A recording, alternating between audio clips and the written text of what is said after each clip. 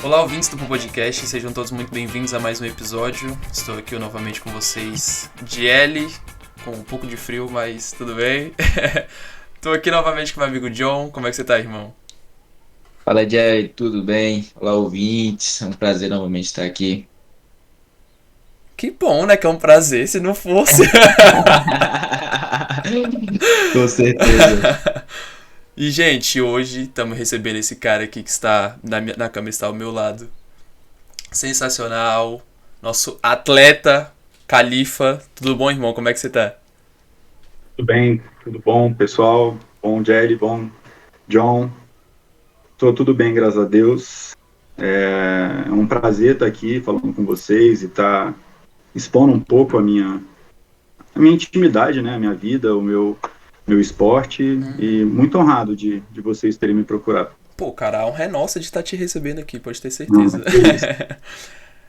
Então, pra quem ainda está nos ouvindo aqui e não conhece o Califa, peço que você se apresente um pouco, dando o foco principalmente ali na. Eu ia falar dar o foco na canoagem, mas enfim, dê o foco onde você quiser. Você fica à vontade. Então, vamos lá. Eu sou natural de Brasília, né? Nascido e criado aqui. Sou professor de educação física por formação.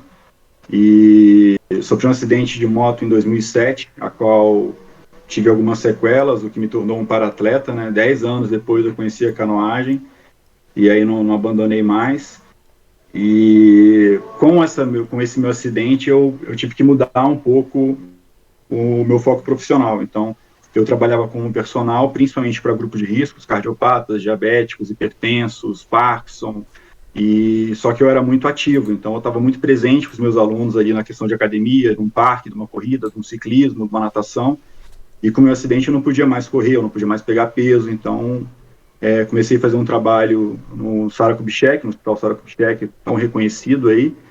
E a equipe de trabalho do Sara Kubitschek falou: olha, seu estado é muito grave, as suas sequelas vão ser permanentes, então acho que você tem que começar a mudar um pouco a sua forma de pensar profissionalmente, e eu acho que vale a pena você começar a estudar para passar num concurso e ter uma estabilidade financeira, enfim, porque como personal vai ficar um pouco complicado. E aquilo doeu muito, né? Porque assim, minha vida inteira eu sempre fui muito atleta, sempre fui apaixonado pelo esporte, e de repente eu estava numa maca, sem perspectiva de andar, sem, enfim. E aí eu falei, cara, não adianta eu ficar aqui chorando. Então vamos fazer o que eu tenho que fazer. O que eu tenho que fazer? Eu tenho que mudar de profissão, então eu tenho que estudar para concurso, então vamos estudar para concurso. E eu fiquei quase um ano internado no Sara, praticamente um hotel, fazia fisioterapia, musculação, reforço muscular e estudava, né? Eu peguei apostilas, pegava a internet, pegava as coisas e ficava estudando para concurso. E aí eu passei em alguns concursos, passei para o Detran DF, passei Detran Rio, Ministério do Esporte, que foi extinto hoje a Cidadania, e Secretaria de Educação. Como Ministério do Esporte e Secretaria de Educação tinha tudo a ver com a minha formação, eu optei em ficar com os dois, então hoje eu acumulo cargo, né? E não satisfeito de ser professor e servidor do Ministério da Cidadania, eu resolvi ser atleta. E não satisfeito em ser servidor, atleta e professor, eu resolvi ser síndico do condomínio aqui em Águas Claras também. Olha, esse Então, aí eu posso te afirmar que é o cargo de maior responsabilidade. tem bastante tarefa. E, mas eu sou muito hiperativo, eu não paro, eu durmo 4, 5 horas por dia, acordo feliz e eu dou graças a Deus todo dia que eu posso fazer todas as atividades, né? Então, eu sou mais ou menos esse. E depois que eu conheci a canoagem através do Frederico Ribeiro, que é um professor do Sara, que antes de ser professor do Sara, era amigo meu de bairro, jogava bola, jogava vôlei. E aí a gente foi colega também na faculdade, na UNB, na Faculdade de Educação Física. E ele não sabia do meu acidente, ele me encontrou, na verdade, no hospital, lá no Sara. Eu falei: o que você está fazendo aqui? Eu numa maca, arrebentado. Estava numa maca, na verdade, todo arrebentado, com os ferros enfiados na perna e tudo. Caraca. Aí eu falei: acidente de moto, né? E aí ele meio que tomou um choque, que a gente era acostumado, a gente era muito ativo, né? Ele também formado em educação física. E aí várias coisas aconteceram, e o Fred: vamos conhecer o caiaque, vamos conhecer o caiaque. Eu falei: não, aquela coisa chata, eu sempre gostei de esporte de aventura. E eu não quero, mas eu não conhecia de fato a canoagem. Eu conhecia o caiaque, aquele que a gente aluga na beira do lago ali, né? É tipo uma pranchazinha de stand-up, super estável, lento. E aí, quando eu conheci o caiaque, o surf ski, na verdade, eu falei, rapaz, esse negócio aqui é difícil. E eu acho que eu gosto de desafio, né? Acho que vocês já perceberam. Um cara que com todas as profissões que eu tenho ainda resolve ser síndico é porque gosta de desafio. Exatamente. Síndico, mano. Pra ser síndico, a pessoa. Nossa, a pessoa procura pra cabeça, não é possível, tá Exatamente, doido, velho. velho. Exatamente. Mas Mas é isso. Eu só aproveitar esse anel que você falou assim sobre a canoagem.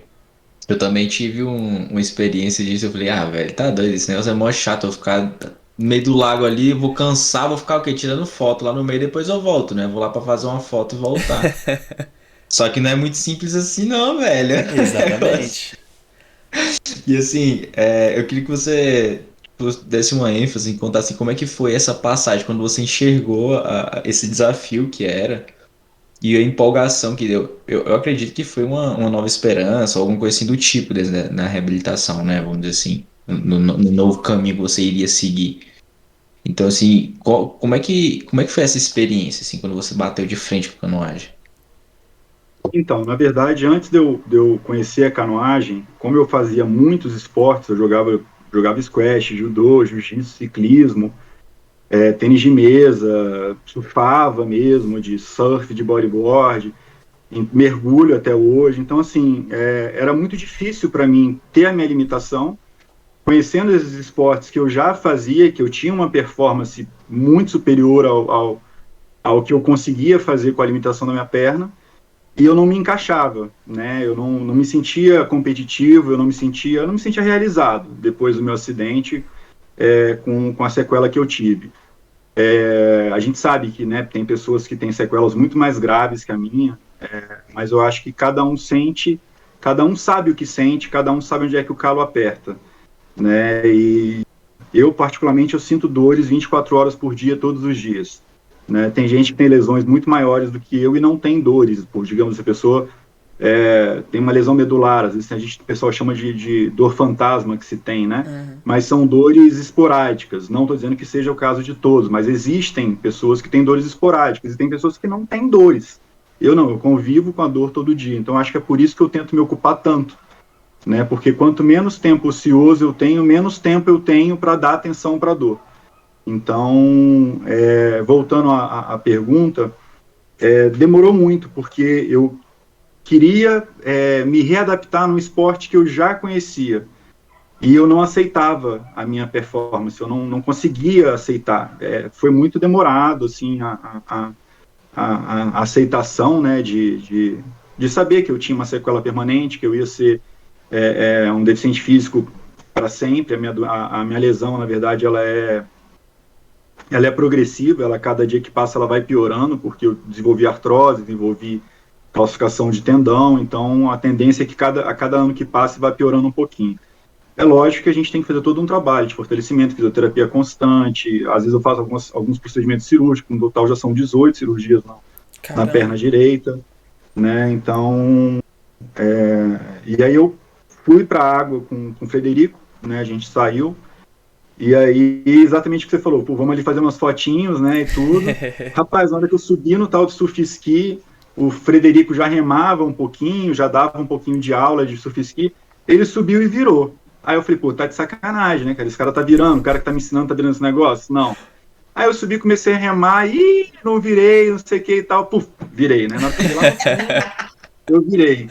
Aí eu falei, bem, e agora? Como é que eu volto para esse negócio, né? Aí ele, volta nadando até a beira lá. Aí eu falei, não, de jeito nenhum. Eu já estava lá no meio do lago já. E aí ele falou, não, faz assim, assado. O que acontece? O surf ski, vou tentar explicar para vocês a diferença do surf ski de um caiaque comum. Por favor. O caiaque comum, que a gente chama o paracanói, o K1 olímpico, aquele caiaque oceânico que vocês estão acostumados a remar na beira do lago, eles são caiaques fechados em cima. Então, se você vira, ele entra a água, você tem que ir para a margem para poder subir de volta. O surf ski, ele é um caiaque oceânico, ele é um caiaque para mar. Então, a parte de cima dele é aberta e embaixo tem um buraco. Então, conforme a água entra por cima, conforme você vai andando com o barco, ela vai esvaziando por baixo. Você tem que estar com uma velocidade acima ali de 8, 9 km por hora, ele começa a esvaziar, porque a velocidade de saída da água é maior que a de entrada. Então ele faz um sistema, né, de esgotamento, digamos assim. E é um barco que você virou no meio, você consegue subir de volta. Né? Então, nesse ponto, ele é bem melhor já do que esses caiaques que a gente está acostumado. Caramba, eu já ia falar, eles vão subir num barco que é furado todo fora, mano. Tá doido? Não, mas ele não encharca, essa é a vantagem. Aham. Ele não acumula água para poder afundar, enquanto Sim. o outro acumula água e afunda, né?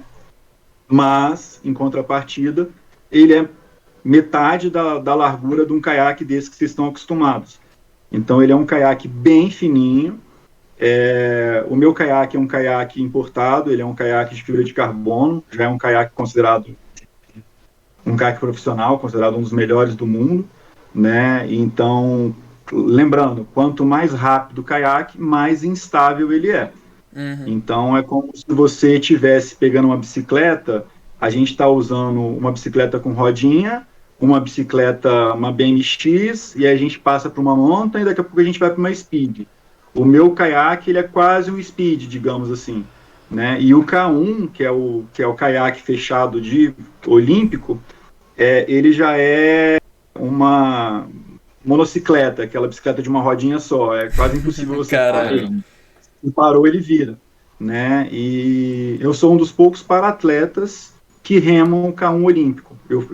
Nas provas de paracanoagem, de velocidade de maratona, eu sou obrigado a usar o paracanoe, que é um caiaque adaptado, ele é um pouquinho mais largo, não é fácil, se a gente colocar qualquer pessoa nesse caiaque, ela vai virar, se a pessoa não tiver conhecimento da modalidade, mas ele já é bem mais fácil que o K1 olímpico, né?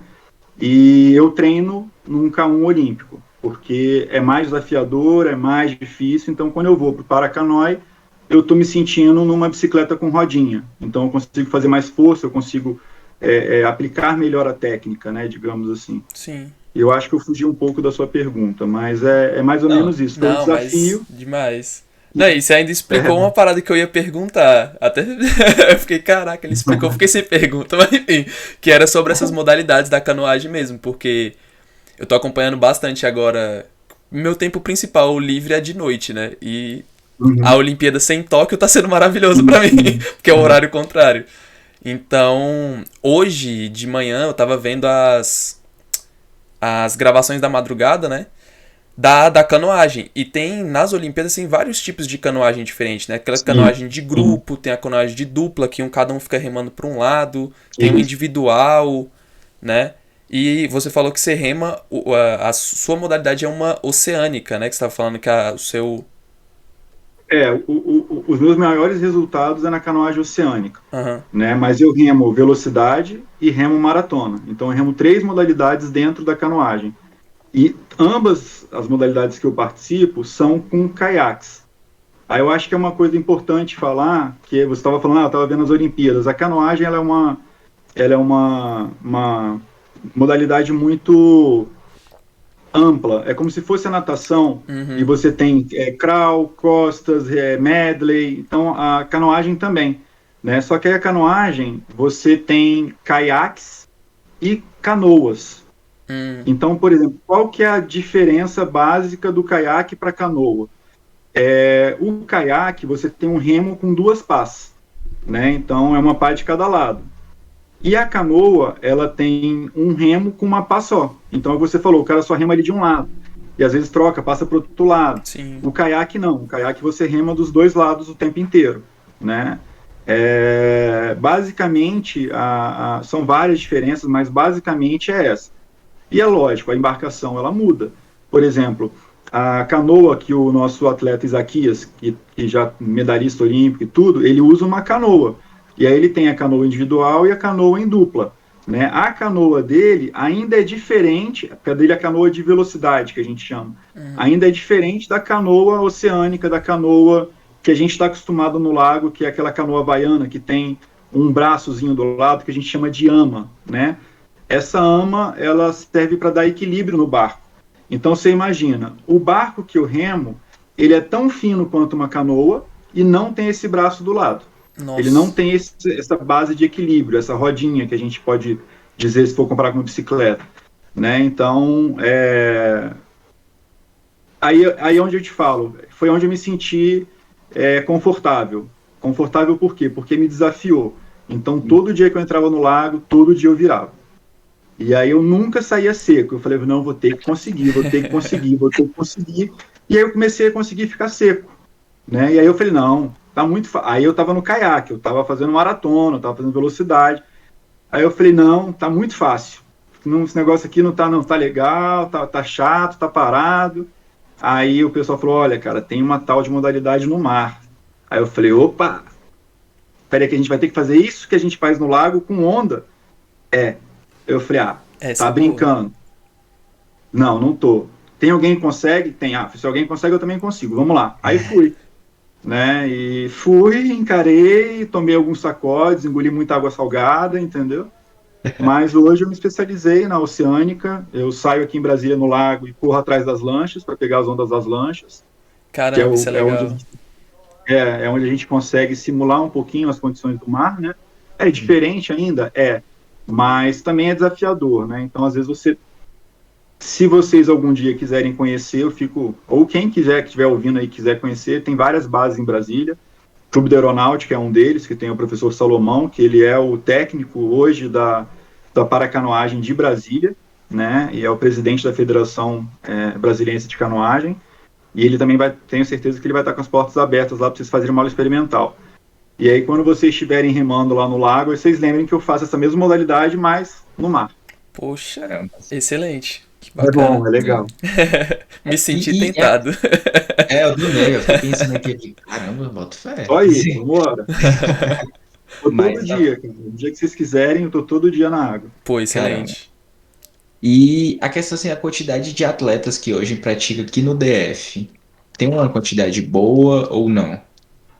Tem, mas vamos lembrar, a gente é um país do futebol, né? Então, para a canoagem, o quantitativo de Brasília comparado com os outros estados, Brasília é muito forte, né? Brasília, ela tem sido referência hoje na canoagem no Brasil e tem sido principalmente hoje Brasília, para a canoagem brasileira hoje, Brasília tem os conquistado os campeonatos brasileiros praticamente durante os últimos 4 anos. Né? Então, Caramba. a gente tem sido campeão brasileiro por equipes pela paracanoagem durante 4 anos consecutivos, digamos assim. Então, a gente tem uma quantidade muito grande de atletas da paracanoagem em Brasília, com um padrão bom, né? Com um padrão significativo. E eu acho que essa quantidade de atletas que a gente tem hoje na paracanoagem de Brasília, ela se dá muito pelo trabalho do Hospital Rei de Sara, né, que tem uma estrutura de canoagem lá, e eles estão sempre utilizando a canoagem como uma forma de reabilitação, né, então, eu acho que todos os atletas que eu conheço, certeza, todos os atletas que eu conheço de Brasília passaram pelo Sara, né, todos, eu Caramba, show estou de bola. tentando pensar algum aqui que não passou, não conheço, todos da paracanoagem de Brasília passaram pelo Sara. E no cenário brasileiro, eu vou dizer aí que 60% a 70% também foram pacientes do SARA, né, e também conheceram a paracanoagem através do Hospital Rei de Sara. Então, acho isso muito importante, né, o SARA, ele o foco dele não é tornar atletas, o foco do SARA é reabilitação, mas eu posso dizer que isso foi de fato um diferencial para minha vida muito grande, né? De fato mudou realmente o estado emocional, meu humor, poxa, eu vivia doente, cara, hoje eu vivo com lesão, Mas aí já é sina, né? Não tem como. aí do alto rendimento. E, na verdade, assim, eu não tinha muita lesão, eu comecei a ter lesão de um ano para cá, e aí eu coloco a culpa nos efeitos colaterais do Covid, né? Porque como eu sou síndico, eu tenho mais de 90 idosos, mais de terceira idade no meu condomínio, mais de 90 pessoas, então eu tenho contato muito direto com eles, então eu me cuido muito para poder não estar passando isso para ninguém. Tanto é que eu ainda não peguei o Covid, graças a Deus, e pretendo continuar assim. mas as academias abriram, a academia do meu condomínio abria com reserva, e eu me privava de ir para uma academia, então o meu reforço muscular ficou comprometido, e aí começam a vir as lesões, né? Isso é matemática, quase assim dizendo, é uma coisa exata. Então, é isso, eu acho que o esporte em si ele não é tão lesivo, sabe? Porque eu falo assim, pô, então eu vou fazer canoagem não porque é lesivo, na verdade não é. Eu fiz durante algum tempo, nunca tive lesão, parei o reforço muscular, comecei a ter lesão. E aí eu falo, algumas pessoas vão falar que, mas quem é da área sabe, esporte de alto rendimento, ele não visa saúde, ele não visa qualidade de vida, ele Exatamente. visa rendimento. Né? Então, é diferente de uma pessoa que busca uma atividade para qualidade de vida. Esporte é fantástico, mas alto rendimento, não. Se você chegar para qualquer atleta olímpico e falar para ele, olha, eu tenho um treino aqui que vai fazer você chegar a ter uma medalha de ouro, só que depois das Olimpíadas você não vai mais conseguir andar. O cara vai fazer o treino. O Exatamente. atleta de alto rendimento, ele não está preocupado com amanhã, ele está preocupado com as Olimpíadas, ele está preocupado com o Campeonato Mundial, ele está preocupado com... eu tenho um pouco de equilíbrio quanto a isso, porque eu já tenho 41 anos, né, eu já tenho uma sequela, já tenho uma limitação, então eu me preocupo muito, porque eu falo, cara, eu já não consigo correr, né, imagina se amanhã eu não puder remar, então eu tomo muito cuidado com essa questão do meu corpo, né, que para mim remar hoje, para mim é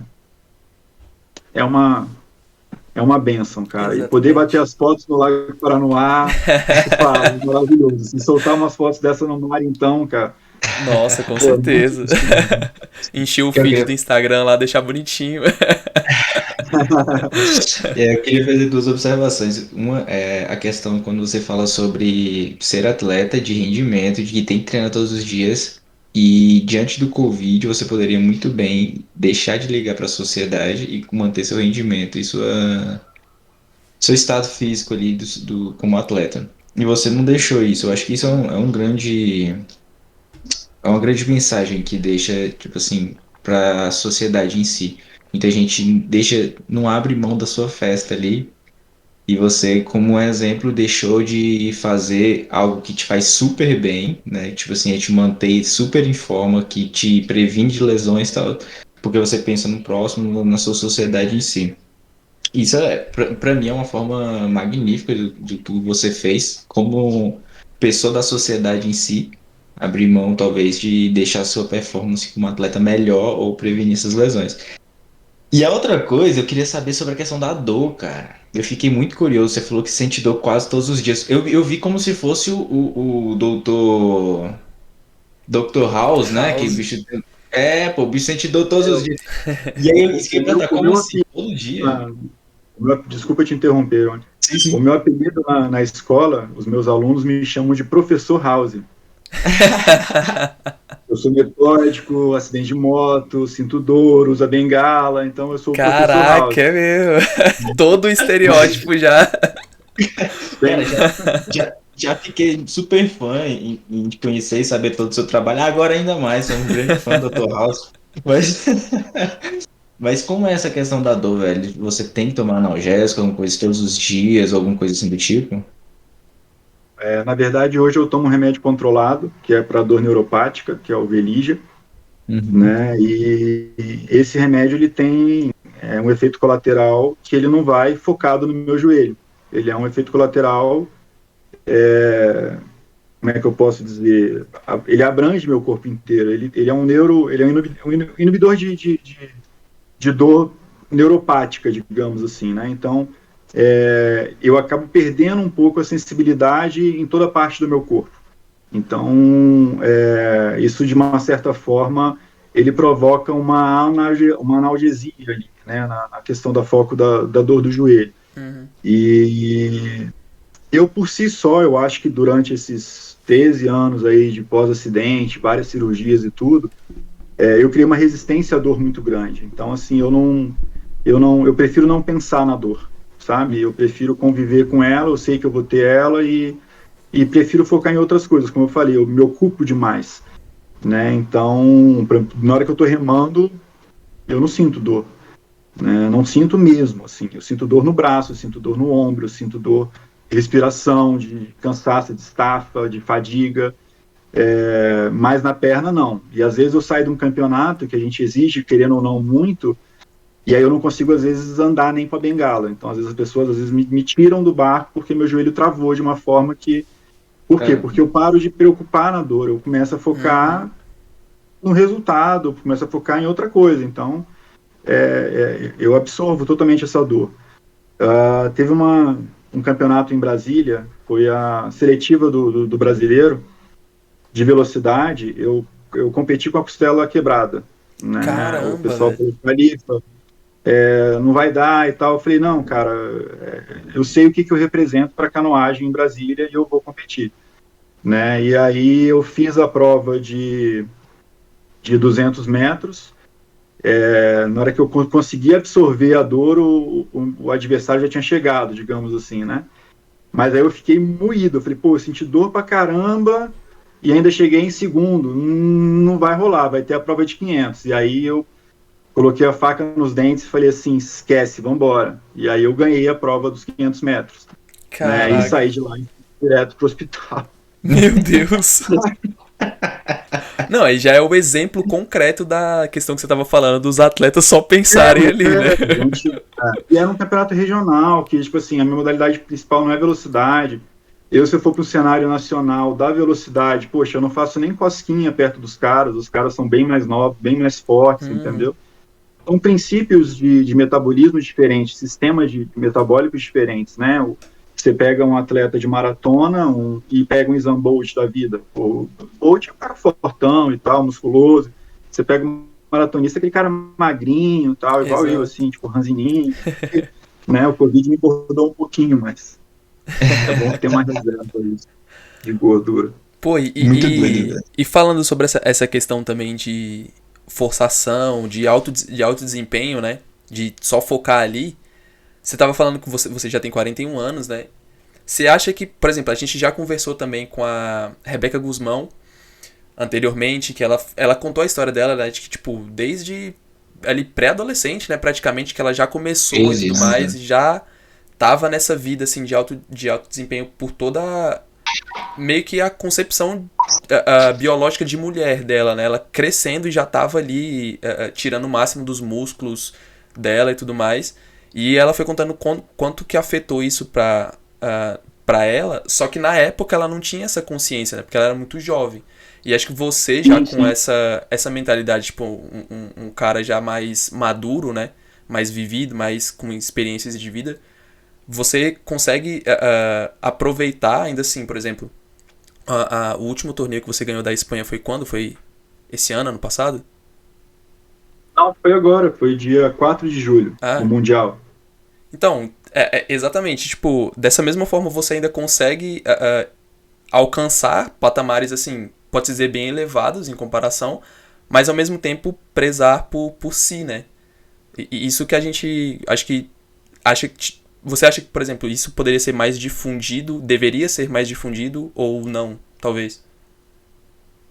Eu acho que o grande problema do nosso país, eu não vou nem falar do nosso esporte, é a falta de informação, né? Por mais que a gente tenha hoje acesso às plataformas e tudo mais, quantas vezes a gente não lê alguma coisa que não é bem aquilo, né? Então, eu acho que você tem excelentes profissionais, excelentes treinadores, e você também tem péssimos treinadores e péssimos profissionais. Você tem bons advogados, você tem advogados medíocres, você tem médicos excelentes, você tem médicos medíocres. Então, toda profissão tem, né? E a educação física, o profissional de educação física, ele ainda é muito...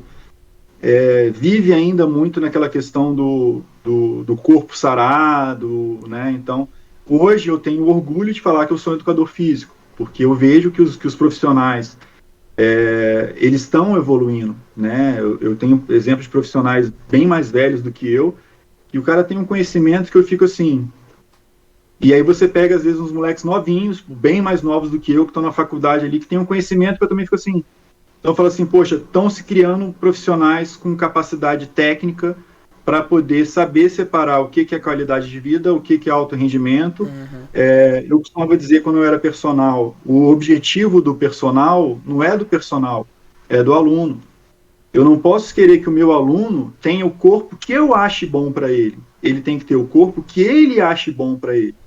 Que ele se sinta bem, que ele se sinta realizado com aquele corpo. Agora, é lógico, eu como profissional, eu tenho que chegar para ele e falar assim, olha, isso que você está querendo vai te custar isso, isso, isso e isso. O caminho quem escolhe é você. Mas, às vezes, é o que você falou, às vezes falta, né, um profissional, um treinador, chegar para o seu atleta, chegar para o seu aluno e falar, olha, você quer fazer tal modalidade, você quer buscar as Olimpíadas, sabe que o seu tempo esportivo vai ser X, você vai ter dores de tal coisa durante tanto tempo, você tem que fazer isso, você tem que abrir mão daquilo, e às vezes não, só mostra a glória, né? Só mostra a bandeira do Brasil lá em cima, e não mostra para ele o que ele vai ter que passar. E aí começa a vir algumas, como a própria Rebeca teve muito, né? Problema enfim, e aí já é tarde, né? E aí não tem como você voltar atrás. Então, Exatamente. eu acho que desde moleque, minha família inteira sempre foi esportista, né? Meu tio campeão pan-americano de judô, meus primos campeões, bicampeão mundial das Forças Armadas de judô. Então, assim, minha mãe tricampeã brasileira de Stock Car feminino. Caramba, então, assim, eu vivi numa família de atletas. Então, eu sempre quis fazer educação física, eu sempre estudava muito. Eu lembro até hoje, eu estava na faculdade, e aí um colega, né, da faculdade, eu magrinho e tal, o colega da faculdade virou para mim e falou assim, pô, tu tá formando, magrelo, não sei o quê, tomar uns produtos aí, velho. Aí eu falei, pô, brother, deixa eu te falar, eu sou atleta de judô, eu não posso subir de peso, se eu subir de peso eu vou competir com os caras muito mais fortes, porque hoje eu sou alto, então eu já tenho desvantagem no judô por questão de alavanca, quanto mais baixinho, menos você precisa agachar para poder derrubar um cara. E eu já era alto, então eu tinha que ter muita técnica, muito condicionamento físico e tal. E aí eu falei para ele, eu vou falar aqui, hein, galera, se quiserem cortar, vocês cortam. Eu falei para ele assim, cara, deixa eu te falar uma coisa, eu tô formando, eu já estudei, entendeu? Eu tenho conhecimento, eu não vou tomar nada. Ele, pô, mas você não vai pegar a mulherada e tal. Eu falei, brother, deixa eu te falar uma coisa. Se eu quiser ficar forte porque no sentido dele é grande, sim, né? Porque nem sempre você é grande, você é forte. Mas eu estava usando o jargão dele. Se eu quiser ser grande, só eu tomar uns produtos eu fico grande. E você que é feio, pequeno e burro? Simples e direto. Né? Acabou, quase que eu apanhei, porque o moleque era um touro. Mas ele corria bem. Mas assim, bota no ar não, galera. Mas eu acho que a falta da informação é um problema que a gente tem, muito grande. Eu fico vendo, por exemplo, a nossa atleta do skate, 13 anos, né? A estrutura corporal dela e tudo, e o trabalho que deve ser feito com ela, acredito agora que ela esteja tendo uma atenção muito boa de todo um trabalho, toda uma equipe multidisciplinar, mas o que eu me preocupo é com quem não tem. Exatamente. Né? Porque assim, ela está ali numa confederação que supostamente tem uma estrutura que vai estar norteando ela, questão de alimentação, questão de equipamentos, questão de... Só que a gente fica olhando na televisão, eu falo para os meus alunos, eu dou aula em Samambaia, né, dava aula no Paranoá, e ver as coisas na televisão é tudo lindo, tudo muito bonito, começa a querer fazer igual e aí começa a vir os problemas. Então, eu acho que falta muito sim, sabe, a informação. Poxa, um exemplo claro, quando eu estudava meu primeiro grau, eu tinha aula de trânsito. Eu sabia uma faixa de pedestre, um semáforo, eu aprendi isso na escola, né? O horário cívico, o hino do Brasil. Hoje você não tem mais isso, né? Então eu fico pensando assim, né? A que ponto que a gente está evoluindo nossa educação, né? Poxa, eu sou professor, eu fico vendo, eu fazia questão na época, minhas questões eram todas discursivas, né? Não tinha calculadora, não tinha nada, tinha que pensar mesmo. Aí você chega hoje, pô, as questões são tudo VOF, né? No máximo que você pode fazer, marca ali, 50% de chance você tem de acertar. Você chega numa padaria, no mercado, o cara, você pede ali dois itens, tipo 2, 12 mais 2, o cara pega a calculadora para poder usar, né? Exatamente. Então, assim, ok, eu sou a favor da tecnologia, sou apaixonado pela tecnologia, mas eu acho que a gente está ficando muito, como eu uso bengala, a gente está ficando muito dependente, sabe, de uma bengala tecnológica ali. Então a gente está parando de pensar, a gente está agindo por impulso, a gente está agindo pelo que a gente lê. A gente lê uma coisa e faz, a gente não pensa sobre aquela coisa que a gente está lendo. Né? Então eu acho que falta isso, não é só no esporte, eu acho que falta na nossa cultura. Ah, com certeza. Cara, você falando isso aí sobre a questão dos seus alunos e tudo, eu fiquei pensando aqui no tempo que estava na escola ainda, ensino médio, ensino fundamental, o tempo as aulas de educação física, eu queria saber como é que são, como é que é o seu jeito hoje de praticar, já que você tem toda essa mente, que eu acho que é super favorável para a educação. No meu tempo, eu tive professores que era uma aula a cada mês, tipo assim, prático, o restante era muita teoria. Esse era o taxado professor chatíssimo, que a gente não fazia nada. Esse era o horrível, a gente não queria pegar o professor. E tinha já professor que a gente só vivia na quadra e você tinha que estar fazendo alguma coisa. Já tive professor que era assim, você tem que se você estiver caminhando em volta à quadra, mexendo no celular, já tá valendo para você ganhar nota. E aí, tipo assim, eu queria ver como é que você ajusta isso hoje nas suas aulas, quando você vai com seus alunos. Então, a educação hoje, a gente tem nivelado ela muito por baixo, né? Então, o que acontece quando a gente nivela uma turma por baixo? Aquele bom aluno que poderia se destacar na sociedade, ele não vai se destacar, porque ele não está tendo o conhecimento que ele merecia ter. Então, eu não funciono assim. Eu continuo com o meu padrão de aula. Se você não quer, sinto muito. Eu estou te dando todos os vesígios para você conseguir chegar lá. Só que o que acontece? Eu dou aula de educação física à noite, né, numa cidade satélite de Brasília, aonde grande parte dos alunos trabalham durante o dia inteiro e tem troção de disciplinas para poder fazer os trabalhos. Então, o que eu costumo fazer? Eu costumo intercalar realmente. Eu coloco, tipo, eu não faço uma aula teórica, uma aula prática, uma hora teórica, uma hora prática, não. Eu crio uma sequência pedagógica e ali dentro daquele ano eu vou acabar tendo uma aula teórica, uma aula prática, mas às vezes eu tenho um mês prático, às vezes eu tenho um mês teórico, depende. Se eu tenho um campeonato, por exemplo, eu costumo dizer, eu tenho professor house e eu tenho treinador house. Né? Quando eu estou em horário acadêmico, eu sou professor. Só que eu estimulo muito a competição entre os meus alunos. Então, eu tenho a parte de treinador. Só que aí o meu treinador, eu não estou trabalhando na escola. Eu não estou no meu horário pago ali pelo GDF. Eu vou um sábado, eu vou um domingo para a escola treinar os meus alunos. E ali eu sou treinador.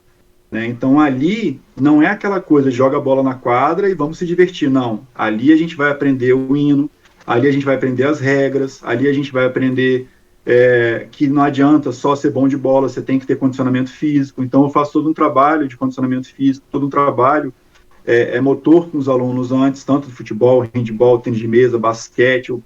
Tênis de mesa eu faço o desafio com os moleques. Se alguém ganhar de mim, né, eu falo que eu jogo só com uma perna, eles não conseguem ganhar. Então tem umas técnicazinhas que a gente usa ali e tal, mas a gente não pode falar, senão eles vão descobrir e aí eu não vou conseguir mais ganhar. Exatamente. Então, assim... Pô, mas olha só, eu acho que seria uma boa você falar, e aí na sua aula você fala assim, olha, nesse link aqui, ó, do Podcast, você aprende como você ganha de mim. E aí... Eu vou perder a moral. Não, e um professor sem moral é complicado. Perfeito e tal. Pra eles eu dou um pedaço de pau. Ó, mentira, todos eles usam a mesma raquete que eu, tá? Mas é uma técnica. É uma boa técnica. Dá um pedaço de pau pro moleque, você usa uma butterflyzinha com a borracha tranquila ali, novinha, entendeu? Top.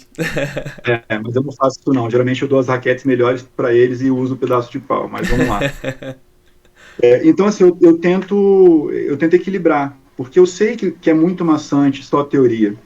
E eu parto do princípio seguinte, hoje eu dou aula para ensino médio, né? Supostamente as regras, os alunos deveriam ter aprendido lá atrás, lá no ensino fundamental.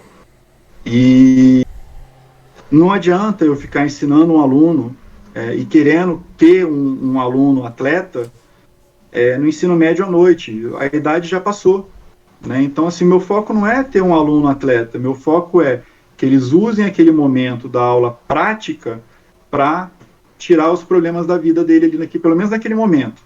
Pelo menos aqueles 45 minutos ali, que eles possam fazer algo que eles se sintam bem, que eles tenham prazer em fazer, né? Então, às vezes eu faço, uso a quadra, eu tenho um pessoal da projeção lá que me ajuda, a gente leva o data show para o ginásio, mete na parede lá, passa um filme com um esportivo, como, por exemplo, Meu Nome é Rádio, se vocês nunca assistiram, assistam, que como o esporte pode mudar a vida de uma pessoa. E aí eles ficam, pessoa, essa coisa de, né, aquela coisa do rebelde. Falei, cara, rebeldia vocês têm todo dia.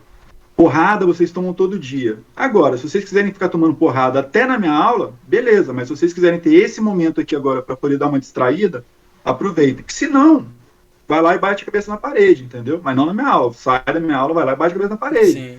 Porque o que eu posso fazer para você é, durante a minha aula, tentar tirar um pouco desse tormento que a gente tem todos os dias. E os meus alunos são muito meus parceiros, assim, sabe? Os meus alunos, eu sinto saudade, assim, de estar em sala de aula, porque essa história do Covid já são quase 2 anos aí sem estar tendo contato com os meninos. Exatamente. Eu confesso que para mim tem sido muito desgastante, né? E é legal, assim, como que eles cuidam de mim, né? Que eles sabem que eu tenho um problema. Poxa, eu não pego material, eles vão lá, pegam para mim. Cara, aluno meu não joga lixo no chão, sabe? É uma coisa assim... Chega na outra aula, ele vai lá e joga. Mas na minha aula, ele não joga. Eu falo, mas por que, cara? Você já sabe que não pode jogar na minha aula, por que você joga no professor? Porque o professor não cobra. E assim, querendo ou não, os nossos alunos do noturno, eles são muito carentes de família, de uma pessoa que ouça, de uma pessoa que converse. Então eles fazem igual criança mesmo, sabe? Eles fazem algo errado para você chamar atenção, para você poder olhar para ele, que seja para dar uma bronca, mas ele precisa daquilo. Então os meus alunos não têm isso comigo, sabe? Eles brincam, eles perguntam coisa do dia a dia, é uma relação bacana, uma relação saudável. Eu nunca tive problema de invadirem o meu espaço, muito pelo contrário, eles me respeitam demais. E eu adoro dar aula, cara. Aula prática, aula presencial, né? Sim. Tanto teoria quanto na quadra. Essa aula de Google Meet eu não me adaptei. Tem que passar mais uns 3, 4 anos para poder aprender, porque eu não... muito... Acho que mesmo depois dos 3, 4 anos não ia dar muito certo também, não. Sim, cara, a gente tem evoluído tanto a nossa educação, ou desevoluído, enfim. Pois é, exatamente. Cara, e você tava comentando, vou trazer uma coisa que você tava comentando lá do início, que eu acho bacana também, até pra gente reafirmar isso. Até associando também com uma coisa que você tava falando agora mais recentemente sobre a questão da instrução dos atletas, né? Lá no início você tava falando que você, se eu não me engano, agora eu acho que vou até te perguntar, que você é da Secretaria da Cultura, era isso? Secretaria de Educação. Secretaria de Educação e do antigo, que era Ministério do Esporte. Hoje o Ministério da Cidadania. Que já podemos começar até por aí, porque hoje já não tem mais Ministério do Esporte, né, no Brasil. O Ministério do Esporte foi desfeito. Como que, por exemplo, isso foi pra você? Como é que te afetou isso? Então, na verdade, o que acontece? O Ministério do Esporte, ele hoje virou uma secretaria, né? Secretaria de Esporte. E, na prática, muda muito pouco, né? O que muda, na verdade, é uma estrutura financeira, digamos assim. Você dá uma enxugada no quadro de funcionários, mas os projetos, os trabalhos, eles permanecem, digamos assim. Então, é até complicado falar um pouco disso, porque você entra muito na questão política, né, da nossa política brasileira.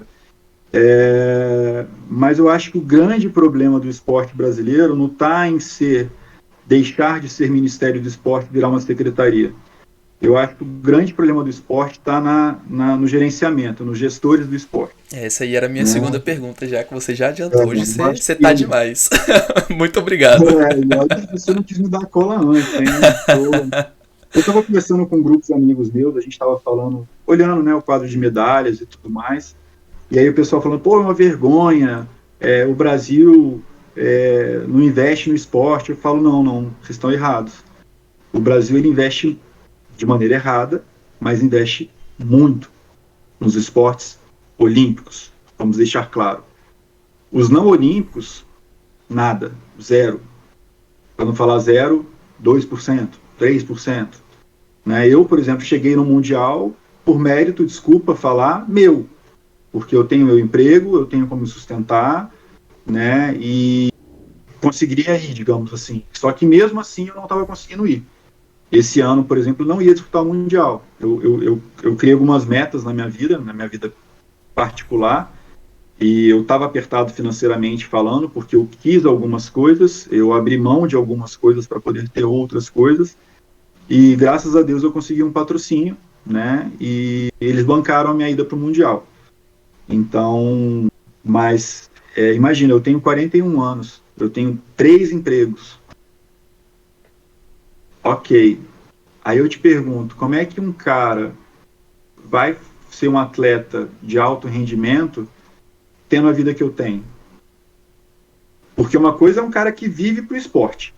O cara só joga bola. O cara só rema. O cara só joga tênis. Ele tem todo um tempo livre para ele cuidar, fisioterapia, alimentação, psicólogo, massagem, dormir, porque a gente sabe que dormir é importantíssimo para a recuperação de um atleta, né? E não chega onde está chegando. Então, alguma coisa errada tem. Para mim, é gerenciamento. Primeiro que o dinheiro não está chegando aonde deveria chegar, que é na base, né? Não tem como você chegar. É muito fácil você pegar um Isaquias e falar que você fez ele um campeão olímpico. Foi. Entendeu? O Isaquias foi campeão olímpico por méritos, desculpa falar, dele e do treinador na época, o Jesus. Entendeu? Ele fez a base dele toda sozinha. Né? Então, assim, você pega atletas agora aí que ganharam a medalha que não estão no Brasil treinando. Não estão no Brasil treinando por quê? Porque a gente não tem uma estrutura. Você pega aí quantos milhões essas confederações receberam durante o Rio 2016 e quantas têm um legado? Quantas têm uma estrutura? Cadê esse dinheiro? Será que o Brasil não investe? Ou o Brasil está investindo errado? Né? Eu cheguei até fazer esse ano uma forma de protesto minha. A gente foi para disputar o Mundial. Eu fui campeão sul-americano em 2018, no Uruguai, e não tive um uniforme da Confederação Brasileira, sendo convocado pela Seleção Brasileira. A gente recebe uma cartinha, você está sendo convocado, porém, se você quiser ir, as custas são suas. Caramba! A gente não tem nada a ver com isso, vocês não são olímpicos, a gente não tem dinheiro para vocês. Oi? Como assim vocês não têm dinheiro para a gente? Quem é que faz os atletas olímpicos? As modalidades, você pega um atletismo, por exemplo, que é a base de várias modalidades, quantos ali não fazem uma atividade olímpica que se transforma num atleta olímpico, mas ele não teve incentivo. Aí ele vira um César Cielo, começa a ter patrocínio. Mas até ele virar um César Cielo, o que ele faz da vida? Ele pede, igual a gente ficou pedindo patrocínio? Ele tira a comida dos pais para poder eles comprar seus suplementos? Então, eu acho que assim, não é que o Brasil não investe. Quando eu falo Brasil, eu falo governo federal, governos distritais e estaduais.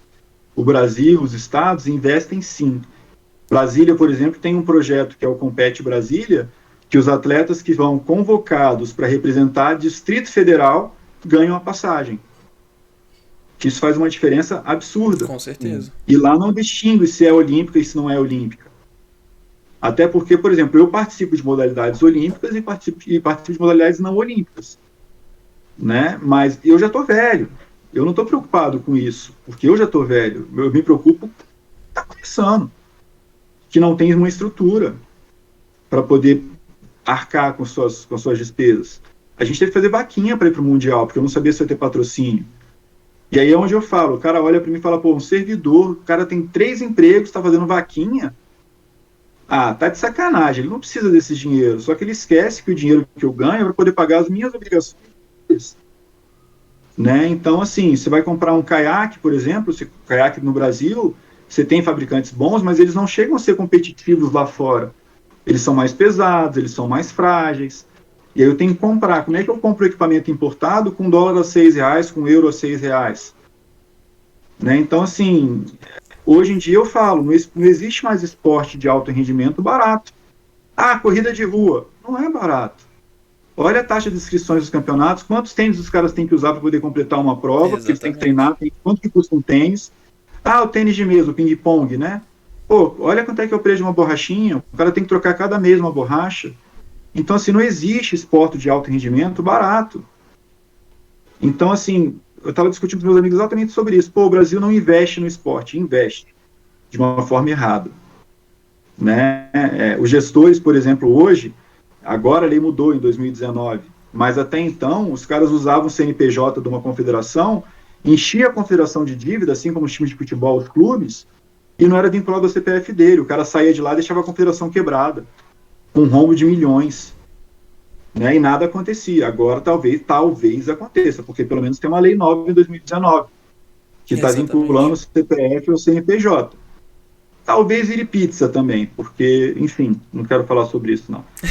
Mas, porque eu participei de um processo fui convidado para me candidatar como presidente da Confederação Brasileira de Canoagem e não foi muito... Então, eu prefiro não entrar nesse mérito, não. Na verdade, não teve uma eleição a qual o candidato não conhece o colégio eleitoral, não tem acesso a ele, não tem direito à voz durante um debate, durante uma assembleia. Para mim isso não é uma votação, para mim isso não é uma assembleia. Então, para mim isso é uma farsa, né? E provavelmente eu vou responder por estar falando isso, mas é a grande realidade do nosso país. Você vê, exemplo aí, o surf, que agora virou olímpico, a briga que está batendo judicial. Exatamente. Né? Por quê? Por que agora está tendo briga judicial? Porque agora ela passou a ser uma modalidade olímpica e vai ter muito mais recursos, a gente está falando de milhões. Então, como é que a gente fala que o Brasil não investe? O Brasil investe. Só que os gestores talvez estejam aplicando esse recurso de uma forma errada. Não estou dizendo que estão roubando, mas estão aplicando de uma forma errada. Né? Eles não estão seguindo. Eu costumo dizer que em pleno 2021, a gente não tem mais que inventar nada. A gente tem que copiar. Então, pega os modelos internacionais que se tem aí no esporte, de gestão, copia. Adapta para o seu país, mas copia o básico. Porque se deu resultado, Estados Unidos, China, Japão, Espanha, Alemanha, por que não vai dar aqui no país? Exatamente. Você pega países aí, se vocês olharem, vocês vão pegar países aí que estão à frente do Brasil, que recebem muito menos incentivo governamental e estão num quadro de medalhas muito superiores. Por quê? Porque eles investem no lugar certo. Pois é. E, cara, não dá para você comparar o Brasil com uma Jamaica. Olha a quantidade de atletas, olha a quantidade de dinheiro que o Brasil tem comparado com uma Jamaica. E mesmo assim, no então, atletismo, a Jamaica dá sempre um pau, assim, em qualquer outro país. Entendendo aonde eu tô querendo chegar? Então, assim, tá errado. Sabe? Tá errado. Não dá. O Brasil investe muito mais que a Jamaica. Então, acho que é pensar, sabe? A equipe que entrou comigo no Ministério do Esporte é uma equipe muito boa. A gente foi a primeira turma de concursados do Ministério do Esporte. A grande maioria é formada em educação física, alguns em esportes e outros em turismo, coisa do tipo, mas são técnicos diferentes, né? E são galeras que, de fato, amam o esporte e querem fazer a diferença. Eu, particularmente, abri mão de assumir o Detran, quando eu passei, porque eu queria, de uma forma, ajudar o esporte brasileiro. Né? E eu tive a utopia que eu, entrando no Ministério do Esporte, eu ia poder ajudar o esporte brasileiro. E aí, quando eu entrei, alguns anos foram se passando, e eu fui percebendo que eu não estava ajudando o esporte brasileiro, porque eu, como técnico concursado, eu não podia fazer a diferença ali dentro. Eu tinha que seguir o fluxo, eu tinha que ser a marionete que eles queriam que eu fosse. Né? Mas vocês podem ter certeza que eu tentei diversas vezes aprovar projetos que eu via de fato resultados, esses projetos nunca saíram do papel. E vários projetos que eu percebia que não tinham muita eu diligenciei, eu neguei, e acabaram passando para outras pessoas aprovarem e tudo mais.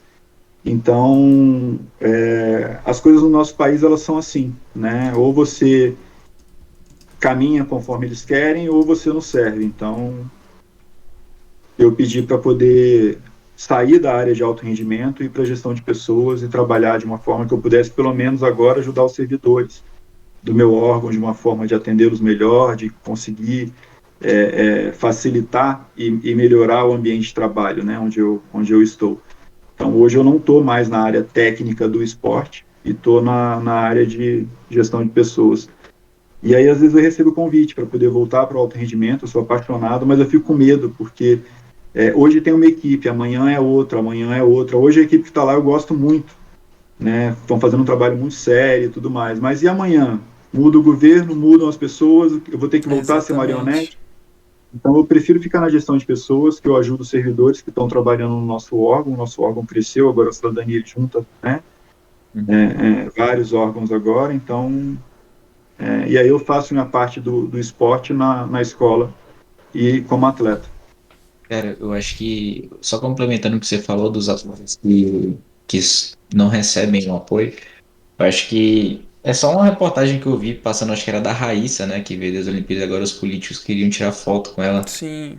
Não sei se vocês chegaram a ver isso aí. E aí ela se negou, falou assim, ué, nunca me apoiaram, nunca me deram nada, e aí agora querem, agora que eu tô com a medalha, querem chegar aqui do lado, né? Exatamente.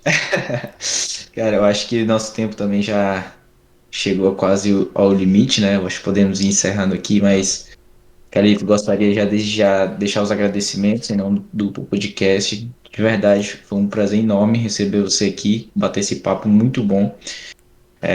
Eu acho que eu já admirava o seu trabalho, agora ainda mais, ver o quão sério você leva o esporte, como eu citei antes, durante o episódio, não só como atleta, mas como dentro da sociedade, né? Uma visão um pouco mais global. Isso eu acho sensacional. E pedir para você falar suas redes sociais, como o pessoal pode te encontrar.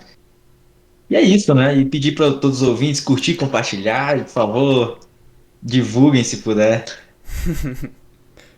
Eu só tenho a agradecer, na verdade, ao trabalho que vocês estão tendo aí, né, de buscarem, né, pessoas e tentarem extrair o máximo possível de informação, de conhecimento, e que vocês tenham sucesso, né, que seja crescente esse canal de vocês e que vocês consigam cada vez mais ter mais seguidores, ter mais acessos e consigam trazer uma informação de qualidade para a gente, que a gente está carente, a verdade é essa. Com certeza. Informação de qualidade. Esse é o nosso intuito realmente, né? Assim, trazer realmente informação válida, compilada. O cachorro também, ele tava com... Ah, já chegou? Treino. Ah, que maravilha. A gente tava esperando isso. Pra quem tá escutando, eu vou explicando. Enquanto você vai lá buscando o cachorro. Ele está procurando um cachorro. Gente, olha que cachorro. Caramba. É o meu cachorro. E aí ele tava com o personal dele. Ele tem um personal. Olha aí. Eu não posso correr. E aí ele vai com o meu vizinho aqui, ó. Personal. E aí, tudo bom? Beleza? Beleza. Deixa eu voltar a câmera aqui. Pô, gente, é isso. Vou deixar você com o seu cachorro. Vou encerrar rapidamente. Gente, muito obrigado. Fica essa linda imagem desse cachorro. Belíssimo. Opa, o cachorro já saiu. Agora é outro cachorro. Não. O que já passou. Gente, muito obrigado. Califa, muito obrigado mesmo por ter explicado, por ter trazido toda essa informação pra gente. Tanto como atleta, quanto como servidor, enfim, como professor. Foi realmente, com certeza foi muito válido. Eu espero que também quem escutou, quem assistiu até aqui, tenha realmente absorvido, que leve isso pra fora, né? Que essa uma horinha que a gente tem aqui realmente é muito pouco, então, mas tenho certeza que com essa uma hora de conteúdo que a gente produziu aqui, você que está nos escutando conseguirá produzir muito mais coisa além disso, né? Pesquise, se você teve alguma dúvida sobre alguma coisa que foi falada aqui, vai procurar, vai saber mais. E é esse nosso intuito aqui. Então, gente, é isso. Muito obrigado para todo mundo. Até a próxima. Vou só mostrar para vocês aí uma medalha inédita do nosso país. É a primeira medalha de ouro do Brasil na canoagem oceânica. Essa aqui que você me perguntou, conquistou agora. Sim. 4 de julho. E aí a gente teve o prazer de fazer uma dobradinha, né? A gente conseguiu um ouro comigo na paracanoagem e com a Carmen na Master. Até então a gente legal. nunca tinha tido um medalha de ouro do Brasil. E tá aí, agora é nossa. Pô, Cara, gente, parabéns, muito bom, velho. muito Valeu. bom. Cara, parabenzaço. Muito obrigado por ter trazido essa Obrigado. medalha pra gente. E é isso aí, ela é nossa mesmo.